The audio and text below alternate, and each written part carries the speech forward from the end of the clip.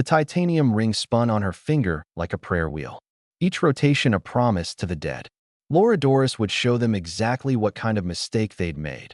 Richmond Elite Academy had that peculiar morning quiet, the kind that existed only in places where money could buy silence.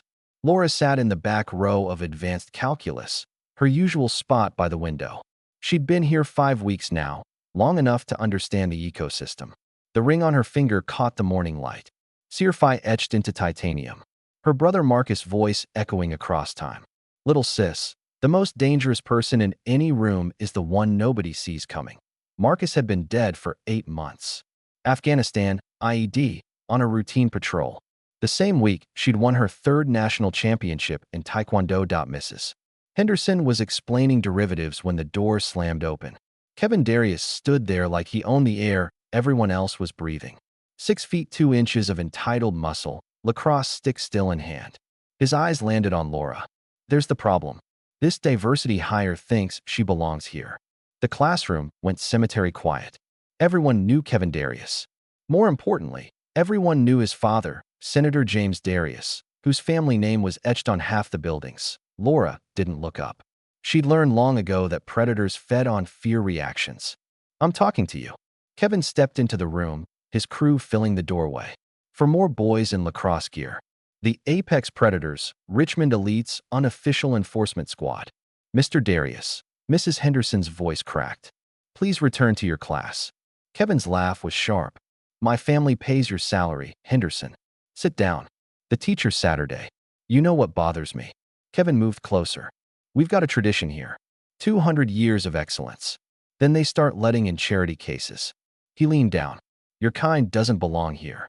Laura's pencil stopped moving. She'd noticed Rebecca Chen's terrified expression. Rebecca, who'd started the semester bright and confident, now moved through hallways like a ghost. Nothing to say.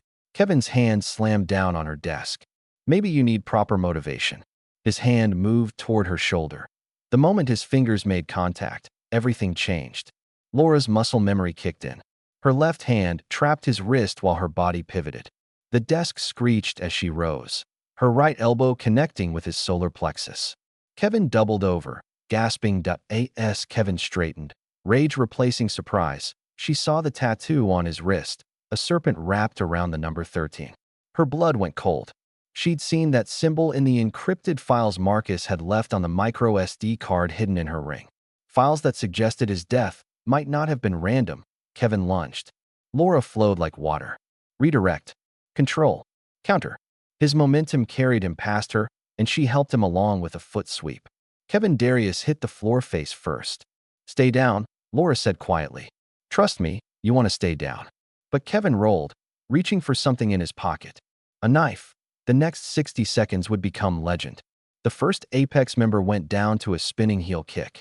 The second tried to grab her from behind, a mistake that ended with his arm bent at angles arms weren't meant to bend. The third managed a glancing blow to Laura's ribs. She absorbed it, used his overextension to throw him into his teammate. Kevin was back up, tactical folder visible in his hand. You're dead. You know who I am. I know exactly who you are. Laura's voice was conversational. Question is, do you know who I am? He charged with the blade. Laura ducked under it, her hand finding his knife wrist. Pressure point. Nerve cluster.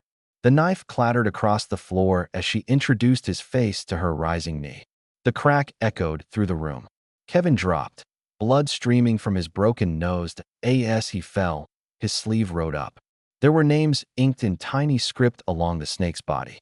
She recognized one, Melody Harrison, a scholarship student who'd supposedly transferred after a nervous breakdown. Only Laura had done her homework. Melody Harrison hadn't transferred. Melody Harrison had disappeared. You're done, she said. All of you. Whatever sick game you've been playing, it ends now. One of the Apex members laughed bitterly. You have no idea what you've stepped in. Shut up, Kevin spat blood. Laura had confirmation this wasn't just bullying. This was something organized, protected. Sirens in the distance. Laura straightened, barely breathing hard. She walked back to her desk and calmly finished her equation. Everyone saw what happened. He attacked first. They all did. Heads nodded frantically. School security burst through the door with Richmond police officers. Laura recognized Officer Mitchell, who'd been at every school function. His hand went to his weapon. Everyone freeze. You. Hands where I can see them. Laura raised her hand slowly. The officer's reaction told her everything. He was part of it. She attacked us, Kevin groaned. Unprovoked. That's not true. Rebecca Chin stood up, trembling but determined. Kevin came in here to hurt her. He pulled a knife. Sit down, Miss Chun, Officer Mitchell warned, but Rebecca didn't sit. I recorded it. The whole thing. The room went silent. Laura watched Mitchell's face cycle through calculations. Everyone's phones. Now, Mitchell ordered. No, Laura's voice cut through. That's not how this works, Rebecca. Upload that video to the cloud. Everyone else, do the same. She could see the moment Mitchell realized he was trapped. Too many witnesses, too many variables. The EMTs arrived. She caught Kevin texting one-handed. The message, the package knows. Laura's phone buzzed. Unknown number. You have no idea what you've started. Your brother couldn't stop us. Neither will you. They knew about Marcus. Which meant Marcus had known about them. Which meant his death. As she was led from the classroom, Laura passed Rebecca Chun. Their eyes met. Thank you. Laura whispered. Rebecca's response was barely audible. They have my sister. Another piece clicking into place. The apex predators weren't just bullies. They were recruiters. Principal Morrison's office was dark wood and leather chairs.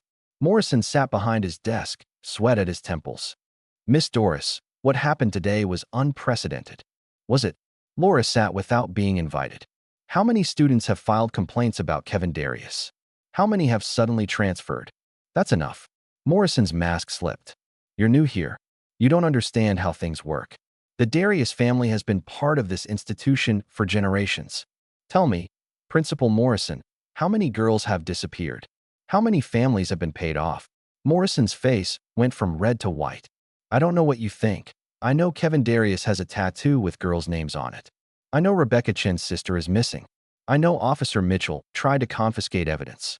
And I know my brother died investigating something that connects to this school. She leaned forward. Would you like me to continue? Morrison's hand shook as he reached for his drawer. Your mother is on her way. Until she arrives, you're suspended. Suspended for defending myself? That should play well on the evening news. Are you threatening me? I'm educating you. My brother died a hero. My mother saves lives at the VA hospital. Which side of that story do you want to be on? The door burst open. Senator James Darius himself stood there, radiating power. Where is she? His eyes found Laura. You're the animal that attacked my son. Your son pulled a knife on me after attempting assault. With witnesses. On camera. So I'd be very careful about name-calling. Darius stepped closer, using his height to loom. You have no idea who you're dealing with. I could end you, your family, everything. One phone call. Like you ended Melody Harrison? Or Sarah Chun?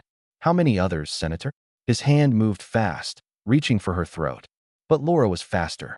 She stepped inside his reach, applying pressure to a nerve cluster. That's assault on a minor.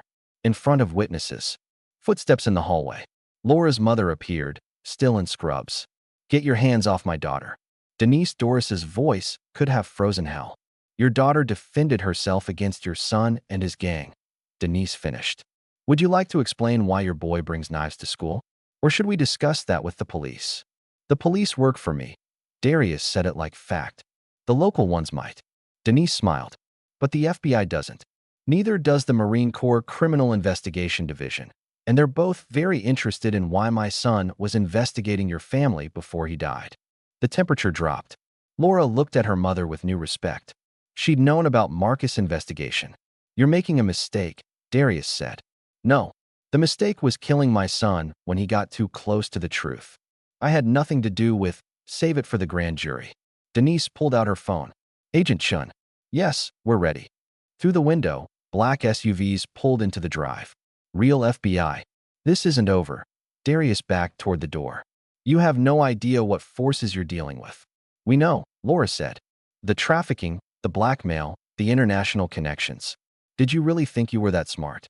For the first time, James Darius looked afraid. How long have you known? Laura asked her mother once they were alone. Since the day they told me Marcus died. His handler contacted me, told me to wait, to watch, to let you get strong enough to protect yourself. Laura touched the ring, feeling the micro SD card inside. They killed him because he found out about the girls. They killed him because he was going to expose the whole network, Denise corrected. Richmond Elite is just one node. Morrison made a small sound. I didn't know. The Darius family. I thought it was just boys being boys. Boys being boys. Laura repeated flatly. How many girls disappeared on your watch? He broke completely. They said they'd destroy me. The apex predators. They're connected to something bigger. International. Start writing. Denise pulled out a legal pad. Everything you know. As Morrison began his confession, Laura walked to the window. Students were evacuating as law enforcement arrived. She spotted Rebecca talking to an FBI agent. It's not over, she said quietly. No, her mother agreed. It's just beginning. Then we make sure they don't walk far. Laura turned from the window. Marcus left more than evidence. He left a plan. He called it the Guardian Protocol. I know. Denise smiled sadly. He said his little sister was the real warrior. Laura's phone buzzed. Rebecca Chun, my sister just called. She's alive. She's ready to testify. The first victory in a long war. Laura typed back. Tell her she's safe now. We're going to burn it all down. 3 weeks later, Laura's bedroom had transformed into a war room. Maps covered one wall, red strings connecting photos and dates.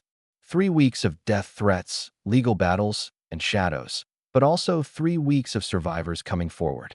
You need to see this. David Kim sat at her desk, fingers flying across keyboards. The former victim had become her most valuable asset. Laura studied the screen. What am I looking at? Kevin's hospital records. He was texting someone called the curator. The name sent ice through Laura's veins. Marcus' files had mentioned a curator. Can you trace it? Already did. Every Saturday at midnight, the signal originates from. David pulled up a blueprint, the old library basement. They're running something down there. Gets better. Every Saturday night, there's a massive spike in electricity. Cameras maybe, or streaming equipment. They're broadcasting. Her phone buzzed. Rebecca, emergency. My handler wants to pull me out. Laura typed. Give me 1 more week. This Saturday we end it. You're planning something stupid, David said. Not stupid. Necessary. They know the FBI is watching. They'll move the operation, destroy evidence. We have 1 shot. Laura pulled out a burner phone. Mark Rodriguez answered on the second ring. Laura. Mark, I found it. The site Marcus was looking for. This Saturday. Midnight. Silence. Then, you sure? It's now or never. Your brother would kill me for letting you do this. My brother would be leading the charge. Are you in or do I do this alone? God help me. What do you need? By Friday night, everything was in place. Laura stood in her room, strapping on the tactical vest Marcus had sent for her 16th birthday. Her mother appeared. I should stop you. But you won't.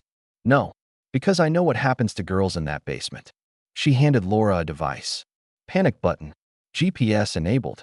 Direct line to FBI tactical. After 20 minutes, Laura said, they hugged. Fierce and quick. No tears. Saturday arrived gray and drizzling. Laura moved through campus like a ghost. David's voice crackled in her earpiece. 2 guards at the main entrance. She circled wide.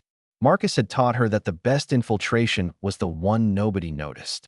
Mark's in position, David reported. You've got wait. Movement. 3 cars just pulled into the restricted lot. Big money rides.